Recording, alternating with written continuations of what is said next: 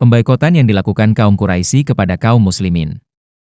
Setelah segala cara yang telah ditempuh dan tidak membuahkan hasil juga, kepanikan kaum musyrikan mencapai puncaknya, ditambah mereka juga mengetahui bahwa Bani Hashim dan Bani Muthalib bersikeras akan menjaga Nabi Shallallahu Alaihi Wasallam dan membelanya mati-matian apapun resikonya. Karena itu, mereka berkumpul di kediaman Bani Kinanah yang terletak di lembah Al-Muhashshab.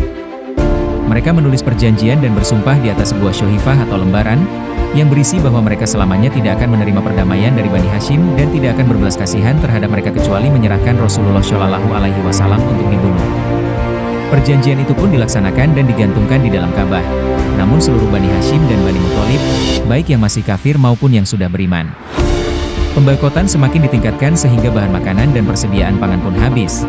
Sementara kaum musyrikin tidak membiarkan makanan apapun yang masuk ke Mekah atau dijual kecuali mereka memborongnya. Mereka terisolasi di celah bukit milik Abu Thalib pada bulan Muharram tahun ke-7 kenabian yang membuat kondisi Bani Hashim dan Bani Muthalib semakin tertekan dan memprihatinkan sehingga mereka terpaksa memakan dedaunan dan kulit-kulit.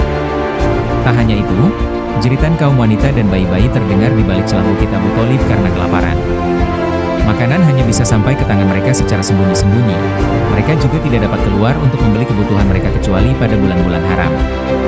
Mereka membelinya dari rombongan yang datang dari luar Mekah. Namun penduduk Mekah melipat gandakan harga barang-barang kepada mereka beberapa kali lipat agar mereka tidak mampu untuk membelinya. Telah berlalu 2 atau 3 tahun, namun pemboikotan masih tetap berlangsung. Barulah pada bulan Muharram tahun ke-10 kenabian terjadi pembatalan terhadap syohifah dan perobekan terhadap perjanjian tersebut. Karena, di antara kaum Quraisy ada yang pro dan ada pula yang kontra, sehingga pihak yang kontra ini akhirnya berusaha untuk membatalkan syohifah tersebut. Orang yang memprakarsai hal itu adalah Hisham bin Amr, dari suku Amir bin Lu'ay. Hisham mengajak Zuhair bin Abi Umayyah al-Makhzumi, kemudian mereka mencari orang ketiga.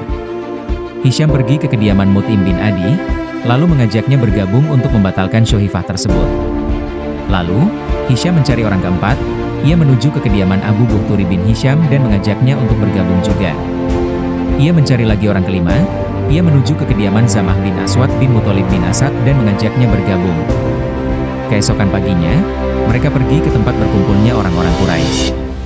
Zuhair memulai pembicaraan mengenai syohifah tersebut.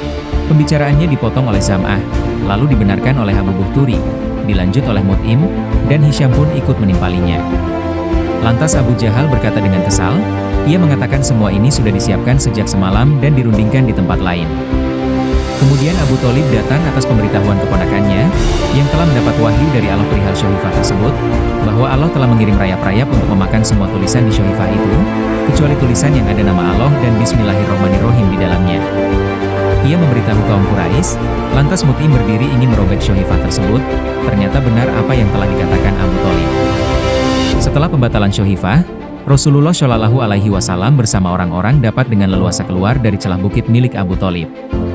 Kaum musyrikin telah melihat tanda yang agung sebagai bagian dari tanda-tanda kenabian beliau, akan tetapi mereka tetap berpaling dari tanda tersebut, bahkan kekufuranlah yang semakin bertambah dan menjadi-jadi, sebagaimana yang ada di dalam surat Al-Qamar ayat 2. Ketika keluar dari celah bukit milik Abu Thalib, Rasulullah Shallallahu Alaihi Wasallam melakukan aktivitas seperti biasa, sementara kaum Quraisy masih tetap melakukan intimidasi terhadap kaum muslimin dan menghalang-halangi menuju ke jalan Allah meskipun sudah tidak lagi melakukan pemboikotan.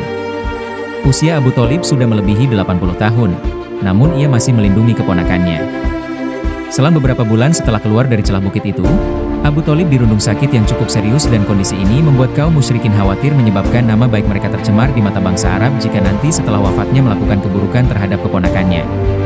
Sehingga, mereka sekali lagi mengadakan perundingan dengan Nabi Shallallahu Alaihi Wasallam di hadapan Abu Thalib dan berani memberikan sebagian dari hal yang sebelumnya tidak sudi mereka berikan.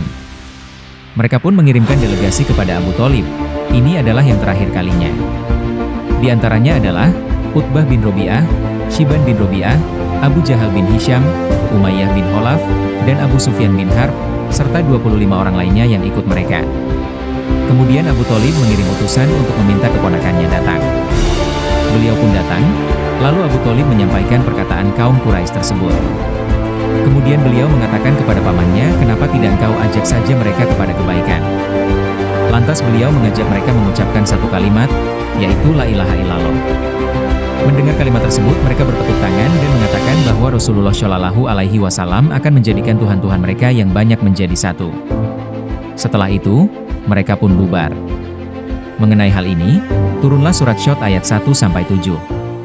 Terima kasih telah menonton video saya. Jangan lupa untuk klik tombol like, subscribe, dan nyalakan lonceng notifikasinya agar tidak tertinggal video selanjutnya.